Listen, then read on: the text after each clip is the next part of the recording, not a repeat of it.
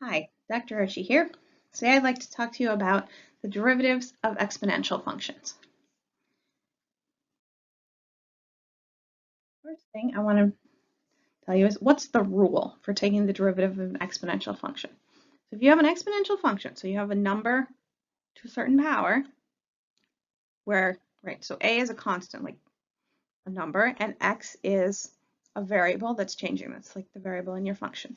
Then the rule for finding the derivative is you take the natural log of a and multiply by your original function, a to the x.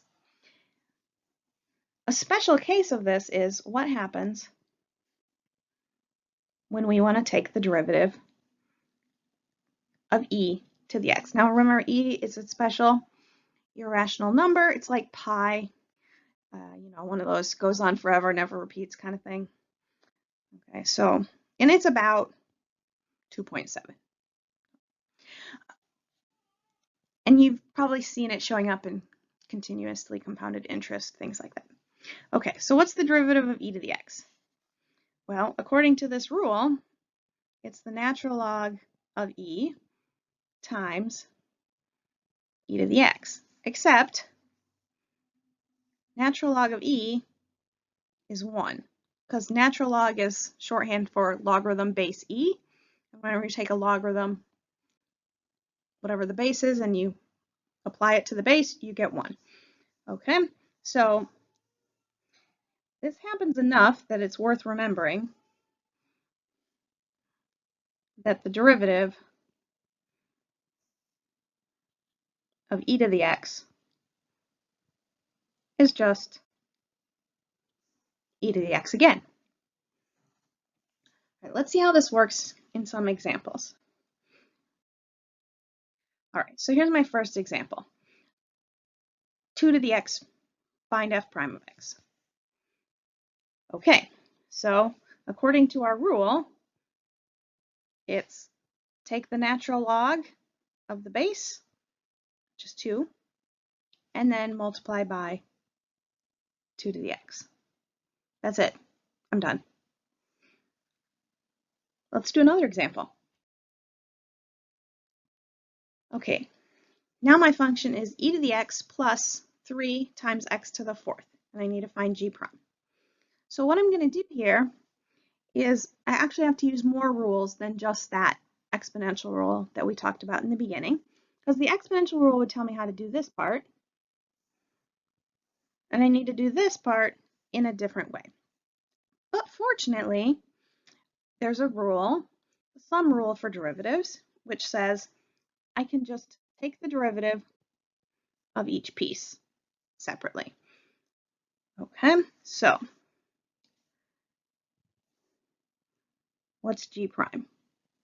Well, it's whatever I get by taking the derivative of e to the x plus the derivative of 3x to the 4th. Okay, now, from our work on the second slide, we know that the derivative of e to the x is just e to the x. And now I need to work out this part. Okay, so this 3 is a constant multiple. So if you have a constant times some function, math expression, whatever, you can just bring it outside. It doesn't really affect what's going on. The derivative just sort of hangs out front. And then I have to take the derivative of x to the 4th. Okay, so recopying my e to the x plus recopying the 3. And now this bit, x to the 4th, I need the power rule. So I bring down the 4,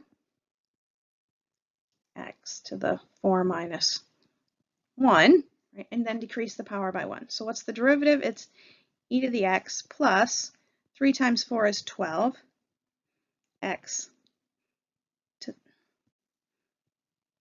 the 3rd power. Right. Now, in the beginning of your derivative taking days, you may want to write out all these steps like I just did, but it's also totally okay to skip many of these steps. I usually encourage students to put in like at least one intermediate step so I can kind of see what you were thinking, so that, you know, if you go wrong in a small way, I can still give you most of the credit on the problem. But if you just skip to the end, it's sometimes hard to tell if you had a big error in understanding or just, you know, like sometimes I do really boneheaded things, and you probably do too, like 3 times 4, oh, that's 7, and I write down 7. And if you haven't shown the step of 3 times 4, then the instructor might be like, wait, what? Yeah, so anyway, do a little work. And definitely show as many steps as you personally need to. All right, last example. Now, this example is a little different from the exponential functions that we saw before, because the variable I'm using to take the derivative is not exactly the same as the exponent. I have this whole expression, x plus 2. And soon we're going to learn another way we could solve this problem, which is using the chain rule. But for today, I'm going to show you a way you can do it using your algebra skills. So to do this with your algebra skills, you start by saying, is there a way I can rewrite this using algebra? Okay, so let's see. I write this as, what's the derivative of? Now look, properties of exponents say, you're probably used to seeing it like this, 5 to the a times 5 to the b equals 5 to the a plus b. That sound familiar? I can do it, so normally you do it from left to right. Today I'm going to do it from right to left. So instead of combining, I'm breaking it apart. Okay, so that's 5 to the x times 5 squared. Okay, now 5 squared, that's 25, that's a constant. So I don't really need to do too much with that. I can just bring it out front. I'm going to write 25 instead of 5 squared. And then I have to take the derivative of 5 to the x. But fortunately, we have a rule for that. And the rule says natural log of the base times the original function itself. So here's my derivative. Wow. Thanks for watching.